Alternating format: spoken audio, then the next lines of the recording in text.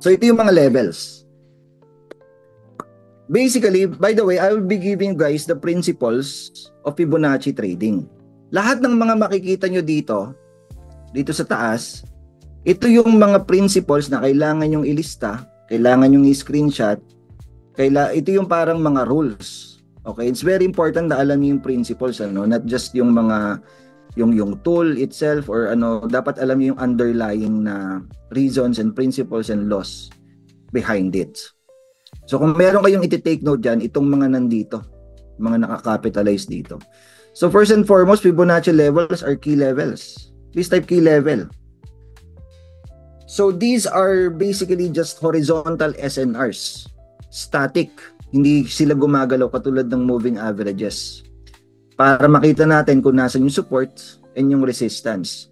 So ang ginagandahan dito sa Fibonacci is yung projection or yung potential support and resistance is pwede mo nang makita once na plinat mo siya. Mamaya makikita natin kung paano yun lumalabas. But basically, in an uptrend, ito yung mga pwedeng, imagine meron ka na agad blue lines. Nakalagay na agad yung mga key levels mo. Hindi mo na kailangan mag-plot, maghanap, automatic na sila. Sa downtrend naman is pwede rin gamitin yun. Okay. So ito yung mga level 0, 23.6, 38.2, 50, 61.8, 78.6, and 100. Okay? So please type on if na-gets to. Key levels. If hindi mo alam kung paano mag-plot ng key levels, saan maghanap ng key levels, gamitin mo yung Fibonacci tool. So we wanna use yung advised na levels. Ayaw na natin mag-deviate from these levels. Ayaw na natin mag-imbento pa ng mga sarili nating levels. Hindi ka pa pwedeng, gusto ko 21.6 yung sa akin. Para meron din akong contribution. Huwag nang ganun. Diba, gamitin na lang natin kung ano yung nandyan na hundreds of years ago. So, we use 23.6, 38, 50, 61.8, and 78.6. So, basically, ganun lang siya, dito natin. So for example, this is the prior move. Ito yung up or an uptrend or anything or an impulse, pataas na move, and then merong pullback. So I'm sure alam niyo na kung paano yung pullback. So doon pala sila pwedeng bumagsak sa mga levels na to. So the reason kung bakit ko nasabi kanina na makikita natin yung mga potential key levels kasi during the pullback, kapag nakahit na ng resistance dito sa taas, itong mga blue lines can serve as your future supports. Diba? So like for example, nandito yung price ngayon, pwede pala siyang bumagsak sa 61.8, meron ka ng key level doon. 78.6, ganun din. And of course, yung 100 din, that's also a key level. Conversely, sa downtrend naman, is ganun din. Pag may nakita tayong pababa na move, okay, yung mga rebound areas, potential supports, ay potential resistances, is pwede rin natin makita using the Fibonacci retracement tool. So ito, nasa 50% siya ngayon. Okay, ang sabi dito, magre-resist daw yan. Kapag nag-resist at tumaas ulit, pwede mag-resist din tong 61.8. So meron ng lines, automatic na nakalagay yung lines. Pero let's take a look deeper itong kasi ayaw natin ayaw natin maniwala lang. 'Di ba? Parang saan ba nanggaling tong parang nabanggit na ni Cap yung 61.8 and parang lumalabas din na yung 38.2 is ayun lang din yung proportion niya, yung reciprocal niya na kabaligtaran niya, yung inverse ng 61.8. Pero saan ba ito nanggaling 23.6, itong 50%? Nabanggit ko na rin pala kanina but most importantly itong 78.6 kasi this is not actually a Fibonacci ratio, It's a derivative. Okay? And the reason bakit ko ine-explain yon is gusto kong maging ganun yung way of thinking nyo, Gusto kong tignan nyo palagi whenever meron kayong mga tool, dapat kine-question nyo kung saan ba nanggaling tong mga numbers na to para alam nyo kung paano sila nagwo-work. Ano yung underlying reason kung bakit nandyan sila. Kasi merong reason yan kung bakit nilagyan ng 23.6. Kasi otherwise, ang dapat na nakalagay lang dyan is 61.8. Diba? Kung Fibonacci sequence lang talaga yung gusto nating parang i-maintain, pero meron mga ganun, meron mga additional numbers. So titingnan natin itong 61.8, yung golden Fibonacci ratio, comes from dividing a number in the Fibonacci series by the number that follows it. So for example, 34 over 55, 61.8 yan.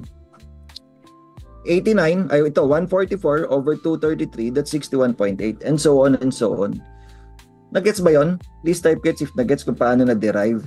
So ganun yan, hanggang sa infinity yan. Please type gets if gets. Next, tignan natin kung saan ba nanggaling tong 38.2. So kung mapapansin nyo, umusog lang. From 34 over 55, ito umusog lang 34 over 89. Or 34 divided by 89 is 38.2. So basically, mas manipis lang siya, no? Okay? So, the 38.2 ratio is derived from dividing a number in the Fibonacci series by number 2 places to the right. Okay, so kung kunyari, let's say 89 divided by 233, 38.2 yung lalabas. So in other words, ratio din talaga siya, no? It's a part of the 100%. And basically, ito naman, tatlo, no? Tatlong steps naman. 23.6 ratio is derived from dividing a number in the Fibonacci series by the number 3 places to the right. So ito 34 over 144 equals 23.6. Ang isang palaisipan actually is yung 78.6. Yung 78.6 is actually a square root of 61 of 61.8. Now, kung mapapansin nyo, lahat ng mga itong 23.6, itong 38.2, and itong 61.8 is parang nanggaling lang din dito sa sequence. Pero ang 50% and ang 78.6 is wala dun sa sequence. Ginamitan ng square root. So kumbaga parang sabihin na natin, nilagyan ng formula para may ma-derive na answer. So it's a derivative of the Fibonacci sequence. Pero kasi, itong 78.6, they call it the last line of defense. They found out na after hitting 61.8, minsan bumababa pa yung presyo, tapos merong nagsusupport doon. Ngayon hinahanap nila kung anong reason kung bakit merong nagsusupport doon bago mag-trend continuation. And then, syempre, nagkaroon siguro sila ng theory. By the way, ang mga names na involved dyan is si Elliott and si Scott Carney, yung nag-develop ng harmonics trading system. Which is dun actually nanggaling halos yung bulk ng knowledge ko pagdating sa Fibonacci trading. But anyway, yung 78.6 is actually a square root. Sa harmonic system kasi, puro square root yung ginagamit to get the extensions and the projections. So, but basically, ang gusto ko lang sabihin is nanggaling din pala siya doon sa Fibonacci sequence, which is itong mga numbers na nandyan na may mga commas, pero ginamitan lang ng square root. Okay, dinerive lang. Nai-gets ba yun? Please type gets if gets. Yung 50% naman.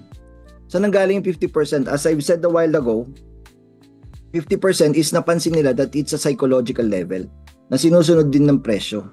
Yan siguro madali ding tandaan.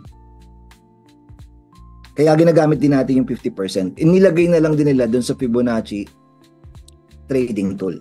Okay?